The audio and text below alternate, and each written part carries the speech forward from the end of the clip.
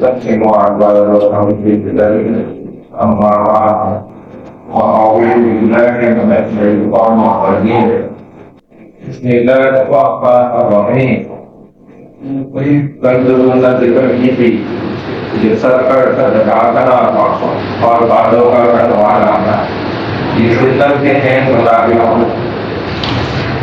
رسول اللہ صلی اللہ علیہ وسلم نے بکرا اور حج کے علاوہ سر کو آگے چھوڑا تھا اور میں نے یہ بھی بتایا تھا کہ میں نوجی سے بھی ثابت ہے کہ جب سر کو ڈھکا رکھا جائے گا تو انسان کے سر کے بالوں کا پہنچنا بھی محال ہو جائے گا. یہ بال گرتے اور پہنچتے اسی وجہ سے کہ جب ہم اپنے بالوں کا خیال کر لگائے اسی لیے ہمارے مراجع میں بھی کانور کو الگ کروا دیا جاتا ہے, گنجا بنایا جاتا ہے, کیونکہ بالوں کا ماننا سنوارنا خیال کرنا سنت کے مطابق اس میں بہت لگتا ہے. چنانچہ ہاتھ پائی کے نظام میں بھی ایسے ہوتا ہے کہ سر کو کلک کروا کے رکھا جاتا ہے تاکہ اس میں ہمارا وقت آئے نہ ہو. یہ بھی سنت عمل ہے کہ اپنے وقت کو بچانا محفوظ کرنا اور بہت صحیح استعمال کرے گا. تو بالوں کے اندر لگ کے انسان اپنے وقت کو ضائع نہ کرے, اسی لیے یہ مل کروائی جاتی ہے مدارس میں بھی, خانقاہ نظام میں بھی اور دوسرے شعبوں میں.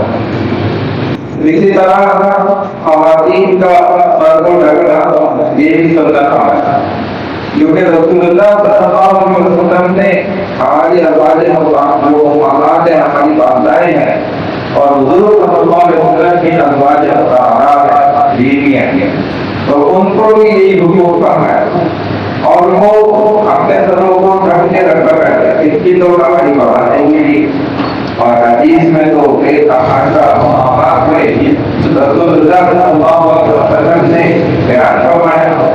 تو ہماری بھی گھروں کی عورتوں کی بھی یہ سنت ہے کہ سر کا ڈھکنا. اب جو ایسی پاکستان عورتیں ہیں جو گھروں سے باہر بھی اور بازاروں میں بھی اور اسی طرح مختلف مقامات پر وہ اگر اپنے سر کو نہیں ڈھکتی تو یہ بہت بڑا بوال ہے, بہت خطرناک گناہ ہے اور شیطان کا کھلا دھوکہ نہیں لگا جاتا ہے اور اللہ کی ناراضگی الگ ہے. اور اللہ ایسی عورت کو اپنا دیدار کبھی بھی نہیں کرے. یہ رسول اللہ صلی اللہ علیہ وسلم کی دھمکی ہے. ٹھیک ہے جی, اللہ کی حضور دھمکی ہے کہ جو سب سے بڑی نعمت ہے اس سے یہ عورت ہمیشہ محروم رہے گی. اگر کبھی نہ کبھی جنت میں پہنچ بھی گئی تو لیکن پھر بھی اللہ اس کو کبھی بھی اپنا دیدار ہے, یعنی کہ یہ اپنے بنانے والے کو ہی نہیں دیکھ سکے. کیسی محنت کی بات ہے, حالانکہ جنت سے بڑی نعمت اللہ کو دیکھنا, اللہ کا دیدار کا.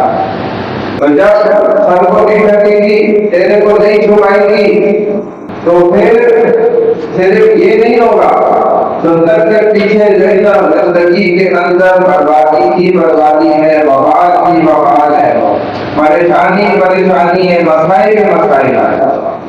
اور کہتے اللہ والے کے لیے اپنے شوہر کے لیے بھی ایک وبال زندگی بن گیا ہے اور شوہر الگ خود کی زندگی پریشان بیوی ہے لیکن سکون جو اللہ نے بتایا تھا. تو یہ اس وجوہات سے ہوتی یہ چیزیں پیدا یہ ہوتی ہے سنتوں سے دور ہٹ جانے ہیں. سنتوں کو ترک کر دینے سے, سنت پر عمل نہ کرنے سے زندگی ایسے پریشان کن بن جاتا ہے. سب کچھ ہونے کے باوجود یہ انسان پریشان ہے تو پھر کس حال میں خوش ہوگا. حالانکہ بہتر کرتے بات میں بھائی حال میں بھائی اس کا مطلب کیا ہے, اس کا مطلب یہ کہ ابھی تم اپنے آپ کو دیکھ لو کہ تم زندگی کے ہر اعتبار سے مطمئن ہو, خوش ہو, تو اس کا مطلب ہے کہ حال میں خوش ہونا صحیح ہے. آپ اس میں کامیاب ہیں، آپ پورے اعتبار سے مکمل طور پہ آپ رہتے۔